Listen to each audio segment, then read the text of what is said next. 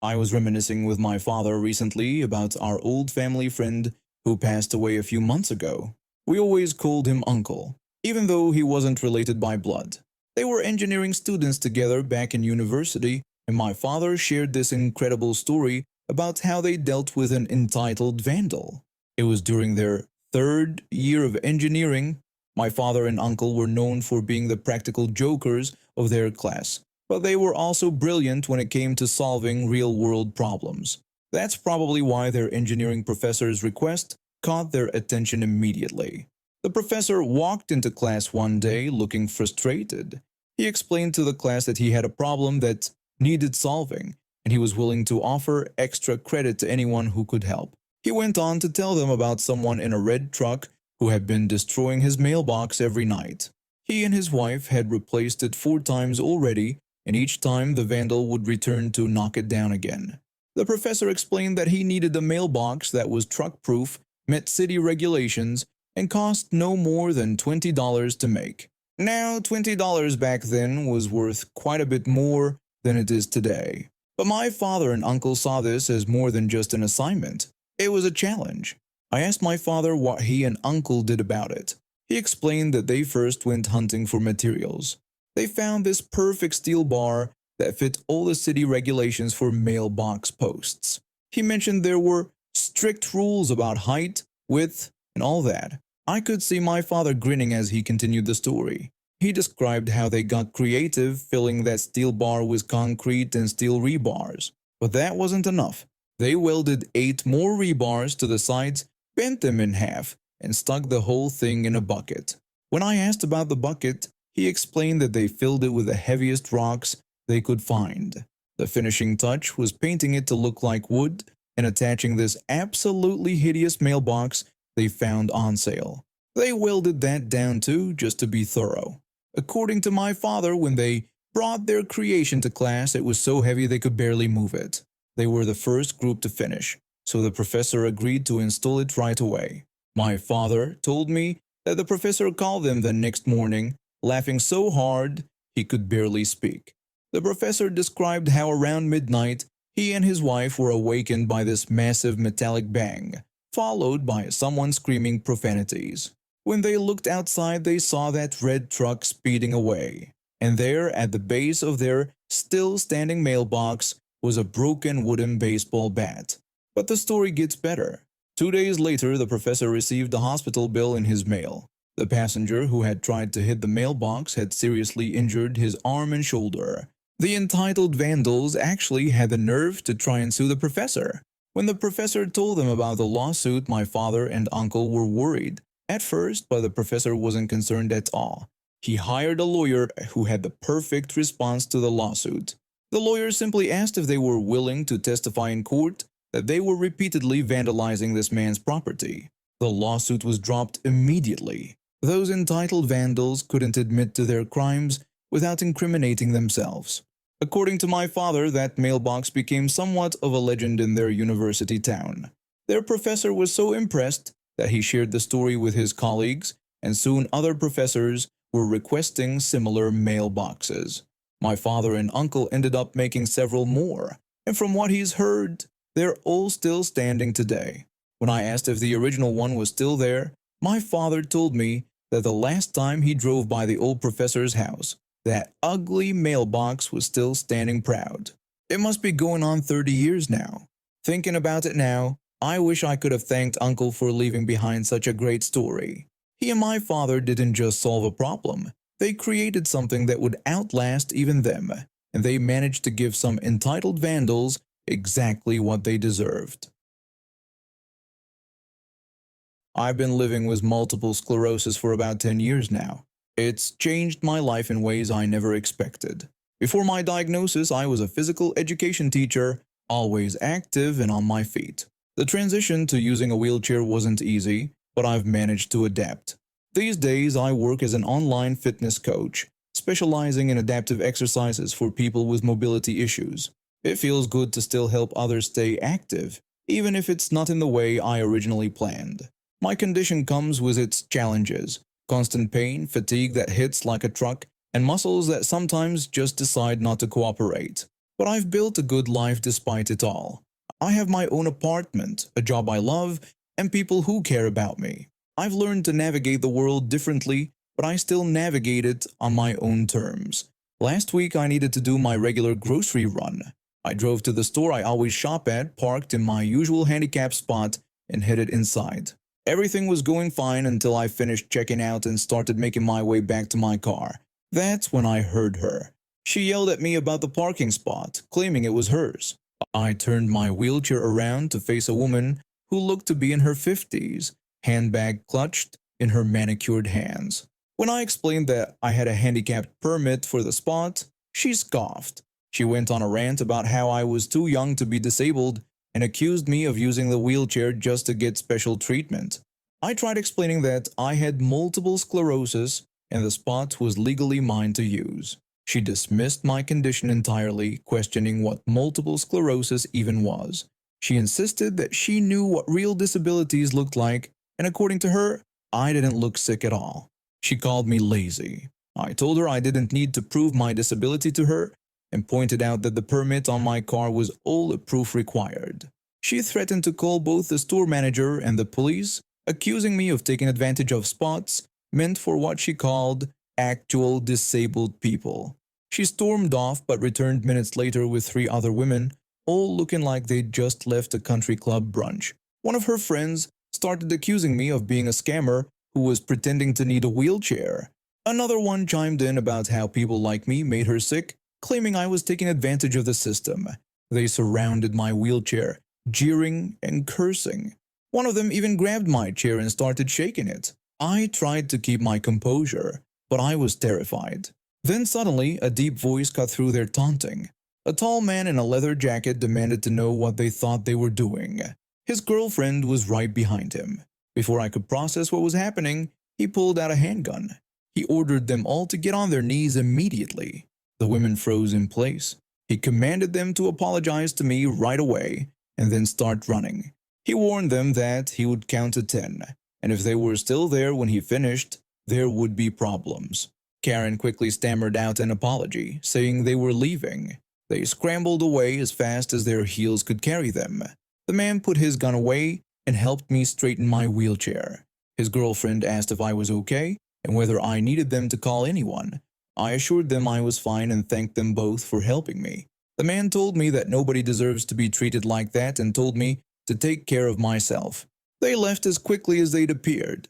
Later I found out through local gossip that the man was actually a high-ranking member of a notorious motorcycle club in our area. I'm not one to condone violence or weapons, but I'd be lying if I said I wasn't grateful for his intervention that day. I still shop at that store, but I haven't seen Karen or her friends since. Something tells me they found a different grocery store to harass people at, though I doubt they'll be questioning anyone's disability status anytime soon. I grew up in what you'd call the rougher side of town. My family wasn't well off, but we made do with what we had. Our house was nothing special, but it was home. Most of our neighbors were either working-class folks trying to make ends meet or elderly people who'd been there since before the neighborhood went downhill. The real trouble started with the duplex across the alley behind our house. The alley itself was already a problem spot. Someone even managed to steal our massive trampoline one night. I still remember my father's face when he discovered it was gone. The thing was completely rusted together, so whoever took it must have turned it on its side and rolled it away like some giant wheel. But that was nothing compared to what came next. The landlord of that duplex would rent to absolutely anyone who could pay. He didn't care who they were or what they did, as long as the money came in on time. That's how we ended up with a drug dealer living right across from us. This wasn't your typical discreet operation either. The guy ran what was basically a drive-through drug service right out of his kitchen window. Cars would pull up through the alley into his yard. Hands would exchange stuff through the window and they'd drive off. Simple as that. My mother would constantly find needles in our yard and tell my father about it.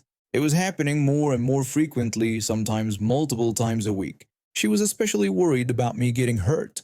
She had good reason to be concerned. Before a car accident left her disabled, my mother worked as a nurse. She'd been infected with hepatitis C from a needle stick at work, so she knew firsthand how dangerous these things could be. Plus, there were other kids in the neighborhood too. My father tried talking to the landlord first. He showed him evidence of the drug dealing and told him about the dangerous items we kept finding in our yard. The landlord just brushed him off, saying it wasn't his problem since he didn't live there. When my father mentioned the children's safety, the landlord just told him to take it up with the police. So they did. But the police weren't much help either. They told my parents they couldn't investigate based on someone's word alone. When my father described the constant traffic and drug paraphernalia, they just suggested writing down license plate numbers, saying they'd only look into it if any matched known felons. My mother spent an entire day hidden, by the window, writing down every plate she could see. Over 100 cars came through. That's how busy this operation was. They sent the list to the police department, but weeks went by with no response. When they finally called back, they just said there were no matches found. Things only got worse after that. More needles, more broken pipes, more burned spoons showing up in our yard. That's when my father decided enough was enough. One moonless night, he snuck out with bags of roofing nails he'd bought, brown ones that would blend in perfectly with the dirt and gravel driveway. He scattered hundreds of them all over their parking area. The next few weeks were like a comedy show. Car after car would pull up, and within minutes, you'd hear cursing and see people changing flat tires. Because the driveway was just dirt and gravel with patches of grass, the nails were practically invisible. Business started dropping off pretty quickly. After that, either they couldn't handle losing so many customers, or they figured out someone was sabotaging them. Either way, one night, they just disappeared. The landlord had to spend over 2 weeks cleaning up after them. They completely trashed the place before leaving, stripped it bare, and filled it with garbage. I remember hearing the landlord complaining loudly about the damage while the cleaning crews hauled out mountains of trash day after day.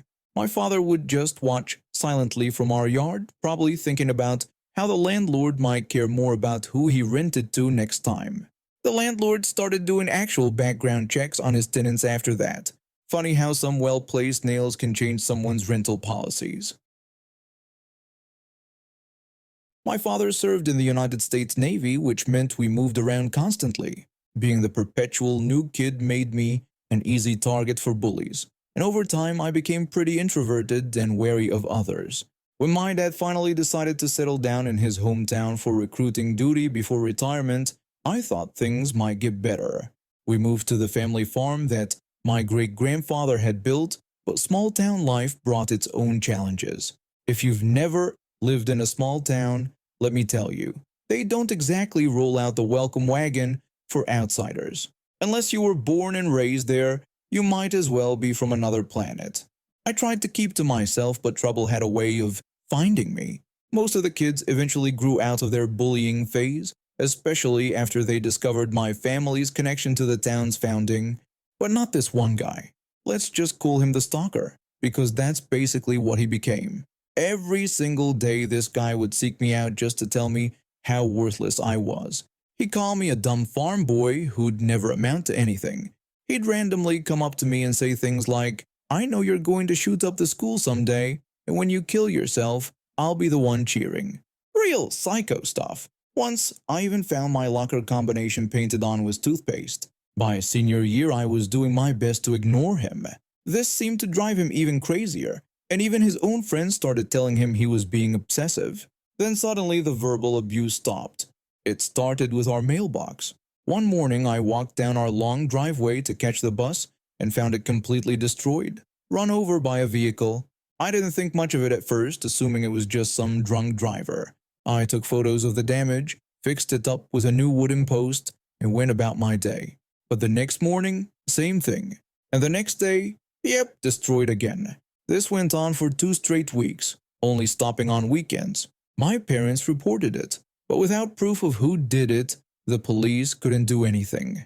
That's when I decided enough was enough. One Saturday morning, I got up early and went to work. I dug a 2-foot wide hole 6 feet deep and filled it with fresh cement. In the center, I placed a 10-foot section of cast iron water pipe from the old farmhouse, sinking it 6 feet into the concrete. I even filled the pipe itself with concrete. After making sure it was the legal distance from the road and covered in reflectors, I mounted the mailbox on top. Monday morning came and I noticed some scratches on the post, but it was still standing proud. During my last class of the day, one of the stalker's friends burst in. He demanded to know what I'd done to his friend's car. When I told him I hadn't done anything and didn't even know what car he drove, he got even angrier. He yelled about how my mailbox had totaled the car and they'd needed a tow truck at 5 in the morning. That's when I told him about mailbox vandalism being a federal crime. He looked confused, so I explained that mailboxes legally belong to the post office, making it destruction of government property. He brushed it off, saying his friend would just get a small fine, but I'd have to pay for the car. I had to break down the reality for him. Each offense carried a $250,000 fine or up to 3 years in prison. With 10 incidents in 2 weeks, that meant either a $2.5 million fine or up to 30 years in prison. The stalker himself came bursting in right after that. When he accused me of making it all up, I simply showed him the federal statute on my computer. I explained that while I might have to pay a fine and remove the mailbox if he took me to court, the consequences for him would be life-changing. He tried to argue that I could prove all 10 incidents, but I reminded him about the photos I'd taken of every single one. I pointed out that even a single incident's fine would be far more than his car was worth and asked if he really wanted to risk prison or bankruptcy just to make me pay for his car damage. He stormed out and never bothered me again. But the story doesn't end there. The guy didn't have enough credits to graduate on time, and the school moved him to adult education programs. Without a car, his mother refused to buy him another one after finding out how he totaled the first one. He couldn't get to his classes. He eventually got kicked out due to poor attendance. He never got his diploma or GED, couldn't get into college, and couldn't find decent work. He ended up living in his mother's trailer, surviving on odd jobs here and there. Meanwhile, I moved to the beautiful Algarve region in southern Portugal, where I live with my spouse and child. Sometimes I wonder if he ever thinks about that mailbox and how it changed his life.